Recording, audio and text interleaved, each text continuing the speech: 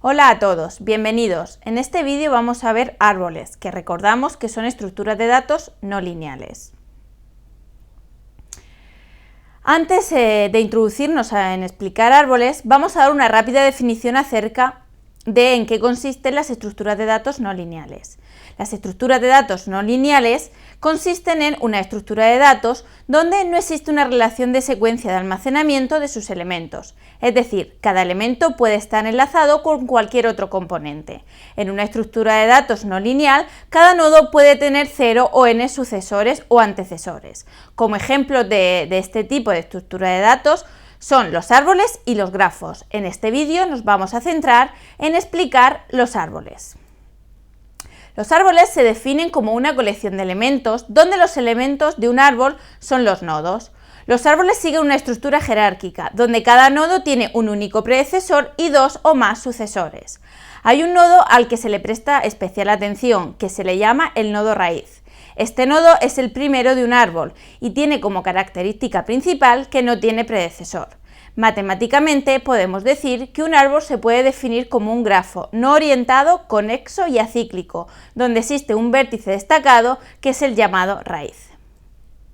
Tipos de árboles que tenemos. Los tipos de árboles de forma general que tenemos son árboles a-enearios o árboles a-binarios.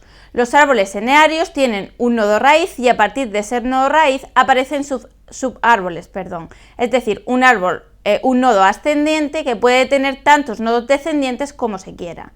Hay que tener en cuenta que este tipo de árboles también pueden ser árboles ordenados. Los otros tipos de árboles que tenemos son los árboles binarios. Tienen la particularidad que cada nodo solo tiene dos descendientes. Estos árboles, de nuevo, también pueden ser árboles ordenados. Aquí tenemos un ejemplo de un árbol binario ordenado, donde, como vemos, los nodos de la parte izquierda contienen números mayores a los de la parte derecha, y cada nodo tiene un máximo de dos descendientes solamente. En gris podéis apreciar cómo se define la estructura de un tipo nodo en el lenguaje C. A la hora de recorrer un árbol tenemos varios recorridos. Tenemos el recorrido en orden previo, donde se empieza por el nodo raíz, seguido del recorrido en orden previo del subárbol izquierdo y seguido del recorrido en orden previo del subárbol derecho.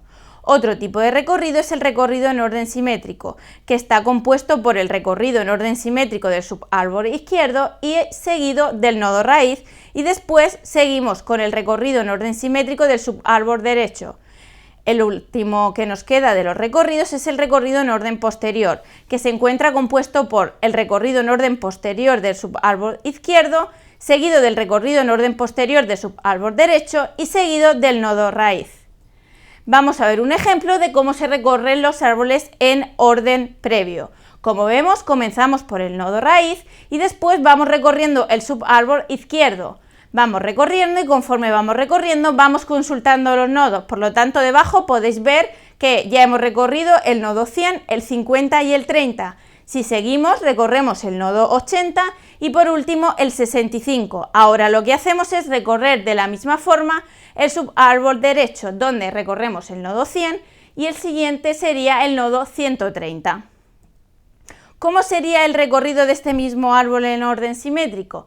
Bien, como hemos dicho, primero recorremos en orden simétrico el subárbol izquierdo, por lo tanto, para recorrer en simétrico comenzamos por el nodo 30, después recorremos el nodo 50, después nos vamos al nodo 65, volvemos al 80, pasamos por el nodo raíz, que es el 100, y recorremos el